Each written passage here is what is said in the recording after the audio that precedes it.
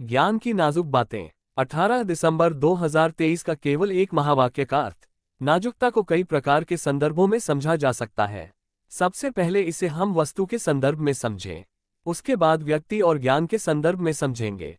जैसे कोई ऐसी वस्तु होती है जिसके टूटने फूटने की ज्यादा संभावना रहती है। नाजुक वस्तुओं के उपयोग की समयावधि भी कम ही होती है। उपयोग करते करते ये खटका सा बना रहता है कि पता नहीं कब अनायास ही हाथ से छूट जाए और टूट फूट जाए। नाजुकता शब्द का ही पर्यायवाची शब्द है कोमलता। नाजुकता का अर्थ है कि किसी वस्तु की ऐसी अवस्था जिसके कभी भी किसी भी समय नष्ट होने की या बिगड़ने की या उसके आकार प्रकार के बदलने की पूरी संभावना रहती हो। ऐसी वस्तु जिसमें किसी भी आंतरिक या बाहरी प्रभाव का तुरंत असर पड़ता हो और उसकी आंतरिक या बाहरी स्थिति बदल जाती हो। अर्थात जिस वस्तु की अंतर्निर्मित अवस्था के लंबे समय तक वैसी की वैसी स्थायी बने रहने के बारे में कुछ निश्चित नहीं कहा जा सकता हो, उसे नाजुकता कहते हैं। जिनके टिकने के बारे में हम कोई निश्चित समय सीमा के बारे में डंके की चोट पर कुछ नहीं सकते हो, जिसके बारे में उसके निश्चित समय तक बने रहने के लिए हमारे पास कोई प्रामाणिकता का प्रमाण पत्र ना हो, ऐसी वस्तुओं को नाजुक वस्तु कहा जाता है। तारांकन। ठीक उसी प्रकार ही हम मानवीय संबंधों के बारे में कहते हैं कि मनुष्य के संबंध बड़े नाजुक होते हैं। कब कौन सा संबंध चटक जाए कुछ नहीं कहा जा सकता। ठीक ऐसे ही हम व्यक्ति, समय और मन के बारे में भी कहते हैं। जैसे ये व्यक्ति बहुत नाजुक है, इस व्यक्ति का स्वभाव बड़ा नाजुक है, इस व्यक्ति का स्वभाव तो छुई मुई जैसा है। आदमी के मन के बारे में भी क्या कहा जाए। बहुत से लोगों का भावुक मन भी बहुत नाजुक होता है। वास्तव में यह नाजुकता शब्द किसी भी तल की हो, पर यह स्वाभाविक ही होती है। इसकी इनबिल्ट स्थिति कुदरती ही ऐसी होती है। इसे हम कमजोर या शक्तिशाली स्थिति भी नहीं कह सकते हैं।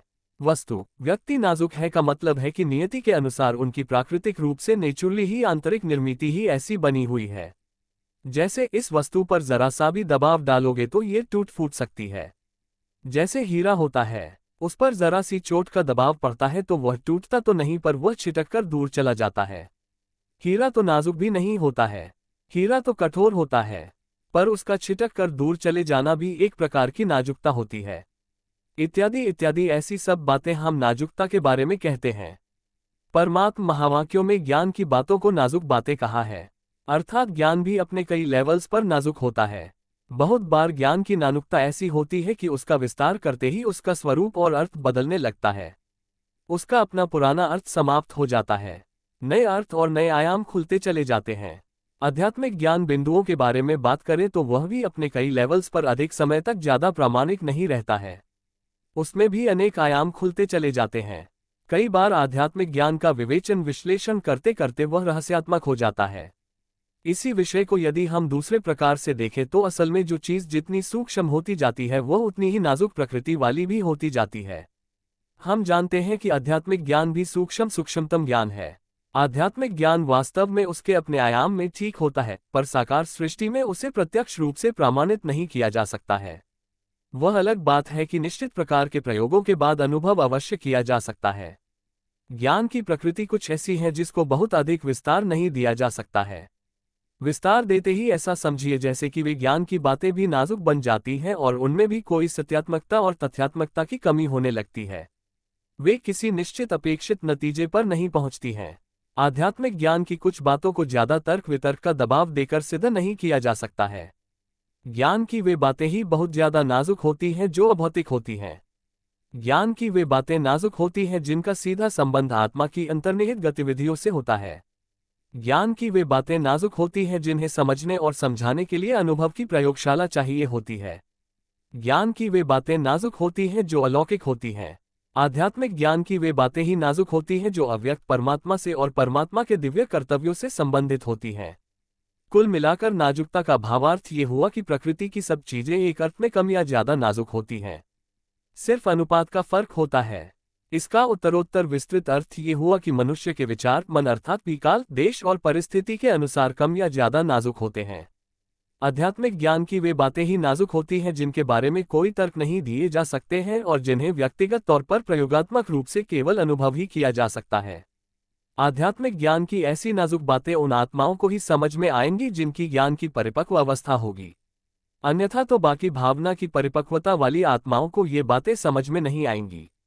भावना वाली आत्माएं एक अलग आयाम में रहकर योग भी लगाती हैं और कर्म भी करती हैं। वे अपने अलग ही आयाम में चलते हुए दिव्यता को प्राप्त करती हैं। उनको आध्यात्मिक ज्ञान की नाजुकता या कठोरता वाली बातों से कुछ लेना देना नहीं होता है।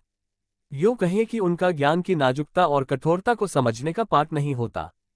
तारांकन, आध्यात्मिक ज्ञान की नाजुक बातों को सिद्ध नहीं किया जा सकता है। उनका अनुभव हो सकता है, लेकिन वे अनुभवों का स्वरूप अव्यक्त या निराकार स्वरूप वाला होता है। उन अनुभवों शब्दों में बताया जा सकता है पर उनको सिद्ध नहीं किया जा सकता है। उदाहरण, जैसे हम वायु को देख नहीं सकते। वायु के बारे में यदि तर्क वितर्क करेंगे भी तो भी उसे अच्छी तरह से सिद्ध नहीं किया जा सकता कि यह रही वायु। हालांकि विज्ञान ने हवा के कणों पर भी प्रयोग कर लिए हैं और वह कुछ निष्कर्ष की बातें कहता है, पर वे परिणाम ऐसे नहीं हैं कि वायु के रूप आकार को अप्रत्यक्ष रूप से दिखाया जा सके। जैसे आकाश तत्व स्पेस एलिमेंट एक खाली स्थान का नाम है। हम आकाश को देख नहीं सकते, लेकिन हम सब चीजें आकाश में ही होता हुआ अनुभव करते हैं। इस तरह तर्क वितर्क की सब बातों को दरकिनार करके यदि हम निश्चिंत और शांत मन बुद्धि से अनुभव में उतरे तो ज्ञान की उन आध्यात्मिक ज्ञान की बातों का भी अनुभव कर सकते हैं जो ज्ञान की बातें बड़ी नाजुक होती हैं। जब हम ज्ञान की नाजुक बातों को नंबरवार पुरुषार्थ अनुसार समझते जाते हैं तो नेट रिजल्ट ये होता है कि हमारी सोच और मान्यताएं स्थिर और उच्च गुणवत्ता वाली हो जाती हैं। तब मानसिक और भावनात्मक स्थिति नाजुक स्वभाव में आमूल चूल परिवर्तन आ जाता है। Thank you.